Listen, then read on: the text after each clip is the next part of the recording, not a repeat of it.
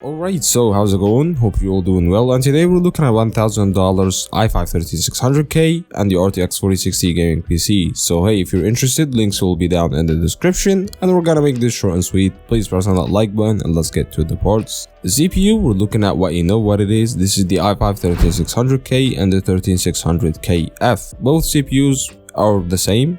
One has an integrated GPU and one doesn't, and it's based on what you can find on sale that will give you good value for money actually. But both CPUs are around, I believe, an 18-thread CPU, so 6 golden cores and 8 performance cores, which will actually translate to, I believe, 20 threads, not 18. And this is a really good CPU. This is one of the fastest CPU when it comes to the money that you're paying and the performance that you're getting.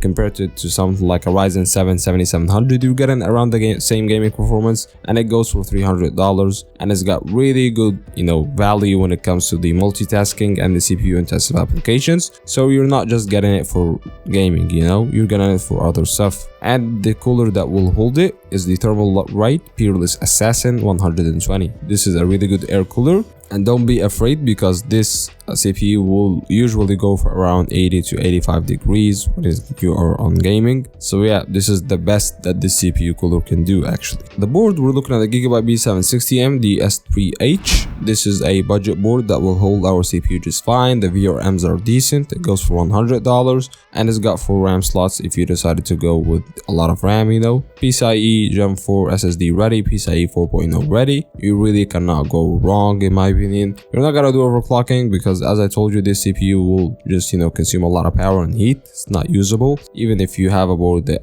actually does overclocking, it will not give you any performance advantage, and you will lose a lot of value actually based on the TDP and the heat you're gonna consume. As for the SSD, we're looking at the Kingston MV2 1TB Trusty 4.0 Gen 4 SSD. This goes for $45. It's got fast boot up times and loading speeds, and it will just get the job done. The RAM, we're looking at 32 GB of DDR4 from Silicon Power or Team Group at DDR4 3200 MHz. It's more than enough for this CPU. You'll have really good performance. You're not gonna bottleneck our GPU, of course you're not. And yeah, it really gets the job done in my opinion. So the GPU, you know what it is. This is the brand new RTX 4060. The reason we're actually putting this GPU on something like our CPU, because if you're doing streaming, if you're doing something that's more CPU intensive rather than GPU intensive, if you're doing 3D animation, if you are gonna play these, CPU intensive games, a game like Call of Duty Warzone 2, for example, Valorant, I don't know, Fortnite. Yeah, if you're gonna play these indie games, the FPS driven games, I guess this is the good CPU GPU combo for you. And the RTX 4060, you know what it is. It's not the best GPU, but for $300 it really gives you a good value for money in my opinion. It's not the best value for money out there, of course, but it's not a bad thing at all. Case, we're looking at the Lianli Cool 216. Everybody loved this case, it's got really good cable management. One of the best cases for $100 right now. You can either go with black or white, it depends on your personal preference, and you really cannot go wrong.